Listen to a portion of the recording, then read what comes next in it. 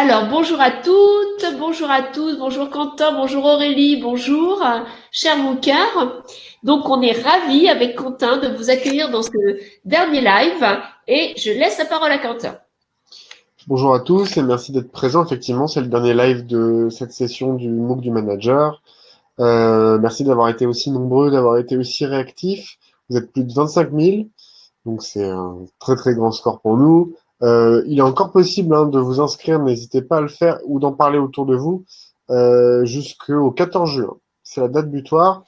Je fais un petit rappel des dates parce qu'il y a eu quelques confusions au sujet des dates d'examen. Alors, le test final est passable jusqu'au 28 juin. Et après, pour l'examen final de certification, donc si vous avez payé les 60 euros, c'est jusqu'au 5 juillet qu'il est possible de le passer. Donc voilà, maintenant vous savez tout. Merci Quentin. Donc, j'espère que vous allez bien, j'espère que vous n'avez pas été atteint par ce sacré virus et si vous l'avez eu, que vous êtes en forme, que vous avez pu récupérer. En tout cas, on a une pensée vraiment sincère pour tous ceux qui ont été en contact avec le virus, tous ceux qui aident, tous ceux qui sont des soignants, et on a beaucoup de soignants au CNAM. Et donc, vraiment, on est de tout cœur avec vous et on est très heureux de voir que ce MOOC, qui maintenant est dans sa 7e année, donc c'est un chiffre un peu magique, continue à intéresser puisque vous êtes plus de 25 000 et vous faites des messages extraordinaires à la fois donc sur LinkedIn, quand vous me contactez sur LinkedIn ou sur Twitter, donc dans le tweet c'est Sidej ou dans les mails et c'est fantastique parce que c'est ce qui nous anime et nous donne envie de continuer. Donc l'objectif de cette petite de petit temps entre nous, c'est déjà dans un premier temps de répondre à vos questions, ensuite d'essayer de vous expliquer ce qui va se passer après, et puis de faire une mini-conférence sur comment on peut faire un tour de piste du manager dans le monde après Covid et quelles sont les compétences qu'il doit endosser. Donc, on va commencer sur la première partie. Est-ce que vous avez des questions? Est-ce que vous avez des remarques? Qu'est-ce qui vous a plu dans le MOOC? Est-ce que vous avez envie d'intervenir?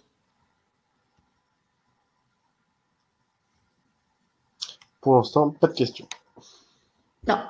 Donc, comme le disait Quentin, il y a le chat que vous pouvez utiliser. Voilà.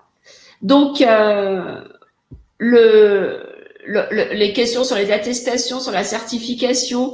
Voilà. Donc, oui, le MOOC termine en fait le 14 juin, c'est-à-dire vous pouvez encore faire inscrire vos collègues, vos amis, votre famille, tous ceux qui vous sont chers. Mais une fois que vous êtes inscrit, vous pourrez toujours visionner l'ensemble des contenus quand vous le souhaitez, dans 1 an, dans 2 ans, dans 10 ans. Donc, c'est tout à fait accessible.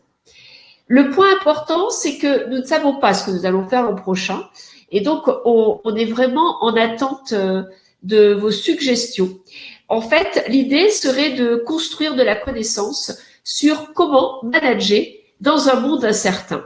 Et si ce thème vous semble pertinent, si vous pensez que ça peut vous intéresser, envoyez-nous un mail à affaire2jou@gmail.com pour pouvoir nous motiver pour continuer à lancer un nouveau MOOC. Voilà. L'idée, c'est vraiment d'avoir vos retours. Ensuite, vous l'avez bien compris, dans ce MOOC du manager au leader, l'objectif était de vous donner une mosaïque de ce qui se passe aujourd'hui dans les transformations managériales dans les organisations. Et ce MOOC, il est complété par un autre MOOC qui s'appelle l'IA pour tous et qui ferme le 14 juin. Donc, si ce MOOC vous a intéressé, je vous invite vivement à vous inscrire dans le MOOC l'IA pour tous pour pouvoir le visionner quand vous aurez le temps, parce que je ne sais pas s'il rouvrira l'an prochain. En tout cas, pour l'instant, on est dans l'incertitude, c'est sûr. Voilà. Et donc, pour ceux qui veulent encore aller plus loin, il y a un ouvrage que j'ai écrit et qui sort vendredi, le 27 mai, à la fois en format numérique, mais aussi en format papier. Et il sera à la FNAC, sur Amazon. Il s'appelle « Ce sera l'IA et ou moi ». Et l'objectif de cet ouvrage, c'est vraiment d'expliquer comment l'IA va avoir un impact sur les métiers et sur le management.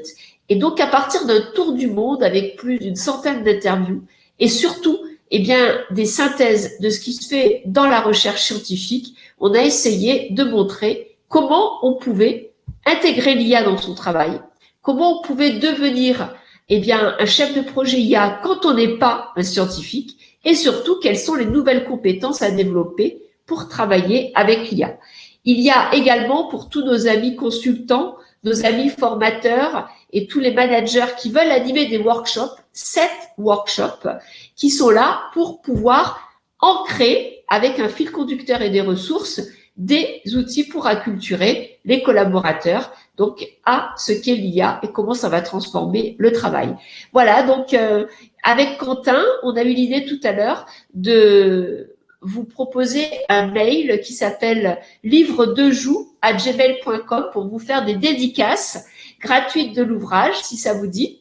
Et donc, l'objectif, c'est vraiment eh bien, de vous faire partager la création de connaissances que nous menons, puisque c'est le cœur de notre métier. Donc, pour ceux qui veulent aller plus loin, vous avez la possibilité de vous inscrire à une newsletter sur le site céciledejou.com et il y en aura une pour la sortie du livre vendredi, dans laquelle vous aurez la vidéo qui résume l'ouvrage et vous aurez un extrait gratuit du livre, bien sûr. Et dans cette newsletter, on en fait plusieurs par an, on diffuse l'ensemble des dernières connaissances que l'on a pu construire à partir de la recherche et bien sûr des visites en entreprise. L'objectif aussi, c'est de nous suivre sur les réseaux sociaux. Donc, vous avez bien sûr mon LinkedIn, en tapant Cécile Dejoux, vous pouvez bien sûr me contacter et être en relation. J'accepte absolument tous les bookers. Et surtout, eh bien, l'idée, ça serait qu'on soit également en relation sur Twitter. Donc, vous pouvez vous connecter au pseudo Cécile Dej, CECILDEJ, pour pouvoir rester, eh bien, en relation avec Quentin qui participe donc à tous ces réseaux, sachant qu'il y a également une chaîne YouTube avec les jeudis de Cécile. Cette chaîne YouTube est gratuite, elle est sur abonnement et elle vous permet d'avoir plein de vidéos, de témoignages et surtout des diffusions lorsqu'on part à l'étranger sur des thèmes liés au management et à l'intelligence artificielle. Je pense que j'ai rien oublié. Newsletter, chaîne YouTube, réseaux sociaux et bien sûr donc les questions qui sont sur ce MOOC ou sur le forum Zibra. Voilà, donc s'il n'y a pas de questions spécifiques, alors je regarde juste dans le chat quel logiciel utilisé par le manager. Alors ça, vous les avez dans la session, dans la semaine sur l'intelligence collective. Il y a tout un ensemble de ressources qui vous sont données par, comment s'appelle-t-elle? J'ai oublié son nom. Une amie du CNAM qui a fait... Aurélie, te rappelles-tu comment elle s'appelle, notre amie qui fait de la veille? Ah oui, Adeline Isaac. Adeline Isaac est interviewée qui vous donne toute une série de logiciels. Donc, c'est dans la semaine intelligence collective. Voilà. Ensuite, question par mail. Oui. Et est-ce possible de passer les certificats avec un débit? Ça, je sais pas. Je sais pas. J'ai déjà répondu, Cécile, par message. Voilà. Génial. Merci beaucoup. Donc, merci Quentin. Donc, s'il n'y a pas d'autres questions, je vous propose bien de faire une mini-conférence sur un tour de piste du management. Alors, l'idée, c'est bien sûr de partir de ce que vous avez pu voir dans le book. Quand on est un manager, il y a 3 fondamentaux sur lesquels on doit être incollable. Il faut savoir décider, prendre des décisions, c'est le cœur de métier du manager. Il faut savoir motiver, parce que si vous motivez pas vos équipes, votre boss, vos clients et vous-même, vous pourrez pas faire avancer, bien sûr, les collaborateurs. Et puis, il faut savoir développer les talents, ses propres talents et les talents des autres. Ça, ce sont les piliers. Ces 3 piliers, j'espère que vous les avez bien visionnés car ils sont dans la session bonus de ce MOOC. Dans la session bonus, il y a les basiques. Décider, motiver, développer les talents. Une fois qu'on est manager et qu'on a intégré ces basiques, il faut aller plus loin. Et c'est pour ça que dans ce MOOC, j'ai essayé d'expliciter le panorama des nouvelles compétences. Les compétences dites de transformation. Donc, on a les compétences numériques, c'est l'alphabet de cette nouvelle civilisation. Ça, c'est important. Dans ces compétences numériques, de savoir partager des liens, stocker des liens, de savoir, bien sûr, agréger les connaissances. On a les compétences liées à l'agilité pour travailler, bien sûr, vite, en mode collaboratif et de façon test and learn. Et puis, on a les compétences liées au design thinking pour innover, pour avoir de l'influence, pour avoir de la créativité. C'est très important d'être couplé en mode agile, en mode design thinking, car ce sont deux modes qui interagissent. Et puis enfin, bien sûr, le numérique nous a imposé un diktat qui est le travail collaboratif, mais travailler avec les autres, ça s'apprend, hein, c'est pas inné. Et c'est pour ça qu'il y a toute la séance sur qu'est-ce que l'intelligence collective et comment travailler avec les autres en intelligence collective. Et, bien sûr, pour compléter ces compétences, numérique, agilité, design thinking, intelligence collective, il faut s'équiper aussi d'une autre compétence qui est liée à l'intelligence artificielle, d'où les inscriptions et la création de l'autre book. Ça, ce sont ce qu'on appelle les compétences de transformation. Mais dans ce monde qui est de plus en plus incertain, le manager, il doit être conscient qu'il a deux nouveaux enjeux. Le premier enjeu, on l'a bien vu, c'est limiter la gravité des conséquences qui arrivent lorsque arrivent des aléas. On a eu le Covid-19, mais on va en avoir de plus en plus. Ça va être des aléas liés à l'économie, liés à la santé, liés parfois à des catastrophes naturelles. Ça peut être des événements terroristes, etc., etc. Les aléas sont de tout ordre. Et dans le monde vers lequel on va, il est sûr qu'en fait, il y en aura de plus en plus. Et ce qui sera certainement le plus difficile à comprendre, c'est quand ces aléas vont s'interpénétrer et que l'on va avoir en fait un aléa sanitaire avec un aléa climatique, un aléa terroriste et un aléa économique et qui vont s'enchevêtrer.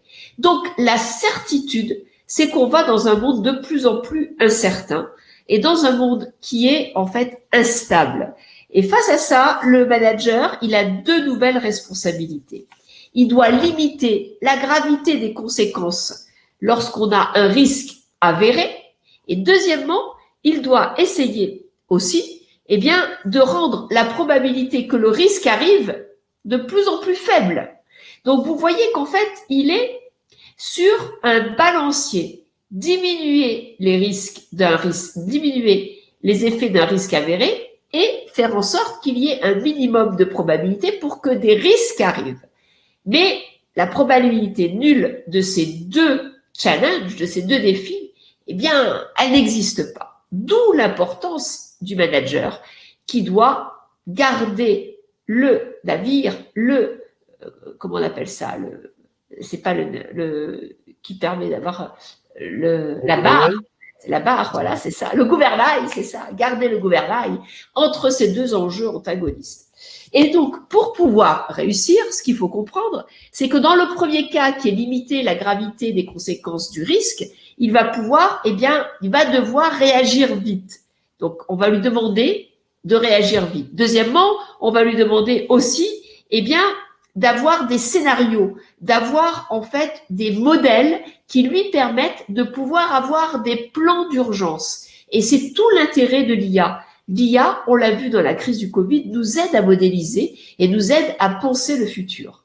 Ça, c'est pour le premier enjeu. Et dans le deuxième enjeu, pour réduire la probabilité d'avoir de nouveaux risques, il va falloir d'abord prendre des mesures de précaution.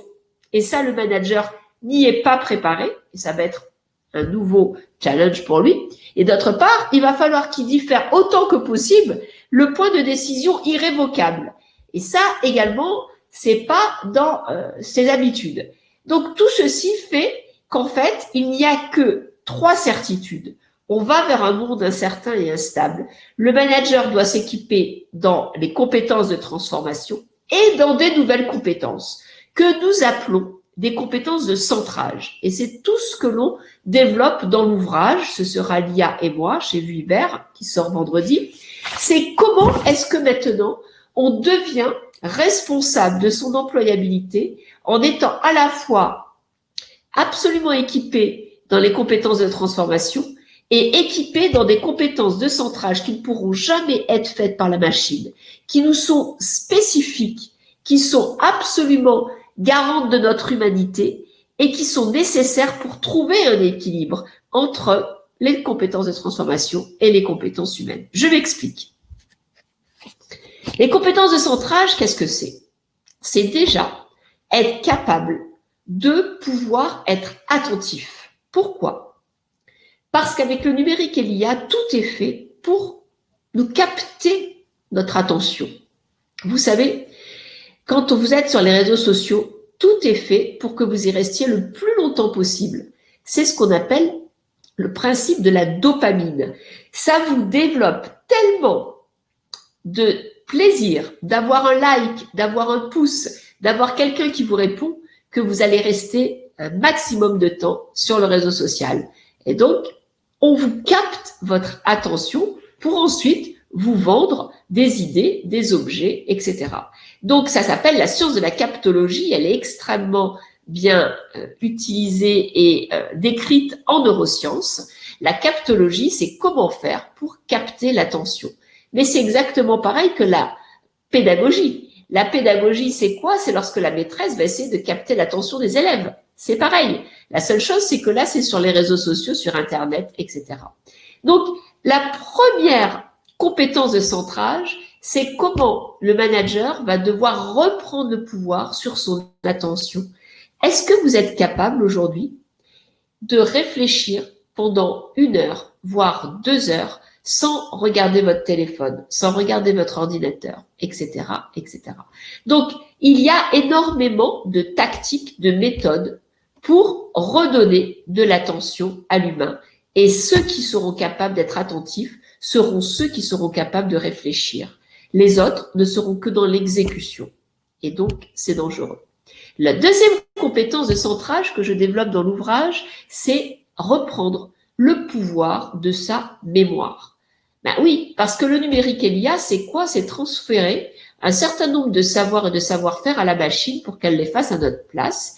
Et c'est vrai, prenez votre téléphone, moi je suis incapable de vous donner par cœur le téléphone de mes enfants, parce que il est enregistré, je l'ai toujours à côté de moi, je ne sais pas quel est leur téléphone.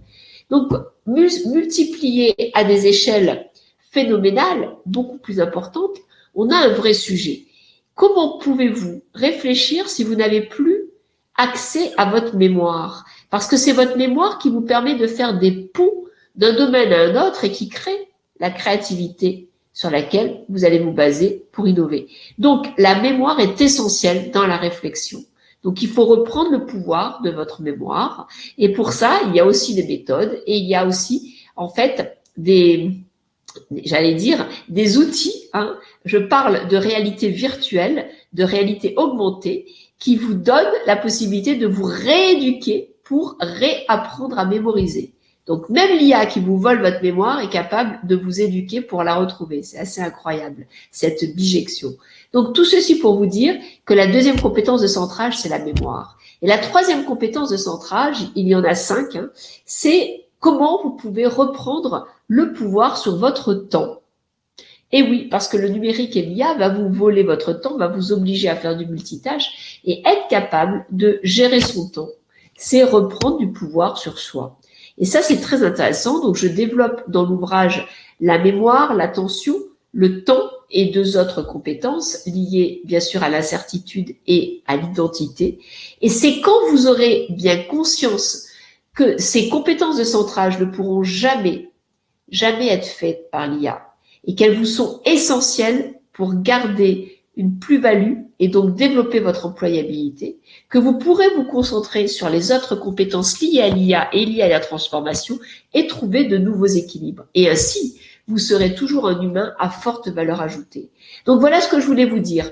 Aujourd'hui, on le sait, le manager, il a des basiques, décider, motiver, développer les talents. Il a des compétences de transformation sur lesquelles il doit être ajusté. Le numérique, l'agilité, le design thinking, l'intelligence collective. Et il a, bien sûr, l'intelligence artificiel, il doit devenir IA compatible et développer parallèlement des compétences de centrage. Et c'est en trouvant l'équilibre entre toutes ces compétences qu'il pourra avoir une réelle valeur ajoutée. Donc tout ceci est nécessaire pour pouvoir être équipé et trouver, donc dans le monde incertain qui va être le monde qui nous est destiné, des réponses, des solutions, des actes de management. Pourquoi? Parce que le manager, il devra, comme je l'ai déjà dit, limiter la gravité des conséquences des risques avérés et en même temps, le deuxième enjeu qui est de réduire, bien entendu, l'ensemble des risques et de la probabilité que tous les risques que l'on a pu avoir soient donc déclinés. Voilà. Donc une fois qu'on a vu ça, il faudra réfléchir dans le management de l'incertain à 4 pistes. La première piste, c'est comment est-ce que on peut avoir raison, avoir une décision juste dans l'incertitude. C'est plus possible parce que dans un environnement incertain, il n'y a plus de référentiel fixe. Donc en fait, le vrai, le faux, le juste, le faux, le référentiel va de toute façon être dans un mode dynamique. Deuxième question essentielle dans un management incertain, quelle est la différence entre l'inconnu, l'aléa, le risque et l'incertitude? Très important de pouvoir jouer sur les nuances sémantiques. Troisième élément, quels sont les outils, bien sûr, qui sont à notre disposition? Et là, on verra qu'en fait, l'IA, avec la création de modèles, peut être un excellent appui pour décider dans un monde incertain. Et quatrièmement, dans ce monde incertain, comment, utiliser l'empathie, la confiance, l'éthique pour pouvoir créer des conditions positives pour, bien entendu, embarquer d'une façon managériable l'ensemble des équipes. Donc voilà un petit peu les axes sur lesquels j'aimerais vous proposer l'an prochain des nouvelles connaissances pour pouvoir vous équiper sur un monde après Covid ou un monde post-Covid ou un monde encore Covid, on ne sait pas ce qui va se passer. Et donc vous donner en fait des repères, des outils, des modes de réflexion pour garder le cap et embarquer positivement l'ensemble de vos collaborateurs. Voilà, c'est quelques mots, cette mini-conférence pour vous montrer l'horizon vers lequel je me décide. Et en tout cas, j'espère qu'on restera en contact pour pouvoir encore partager. Et si ce MOOC vous a plu, n'hésitez pas à nous envoyer des messages parce qu'avec Quentin, avec Aurélie, avec Sophie, Thierry et tout le CNAM, on est avide de messages positifs. On a besoin de vous pour nous ressourcer et nous initier vers, bien sûr, des nouveaux champs de connaissances. Quentin, je te laisse terminer. Merci Cécile. Merci à tous d'être venus, d'avoir participé à ce troisième live. Vous êtes de plus en plus nombreux, même en live, donc c'est vraiment intéressant pour nous. Il n'y a pas eu de problème technique cette fois, donc c'est quand même vachement plus agréable. On vous dit à la prochaine, on espère se revoir l'année prochaine. En tout cas, n'hésitez pas d'ici au 14 juin ou même au 28 juin, même au 5 juillet jusqu'à la clôture de l'examen final, à envoyer des messages sur le MOOC ou alors aussi sur les réseaux sociaux, hein, de manière indéfinie. Je serai toujours présent pour répondre à vos questionnements. Voilà. En tout cas, merci Quentin, merci à tous et surtout, envoyez-nous des messages positifs pour qu'on puisse prouver à ceux qui décident que le MOOC, c'est important et qu'on peut encore continuer parce que pour l'instant, nous aussi, on est dans l'incertitude et on ne sait pas si on va pouvoir continuer et si on nous en donne les moyens. Donc, on a besoin de vos messages positifs sur le mail affaire@gmail.com. À bientôt. Et si vous voulez des dédicaces pour le MOOC, pour le livre, pardon, ça sera toujours avec grand plaisir. Et donc, avec Quentin, on vous réservera une surprise. Au revoir. Au revoir.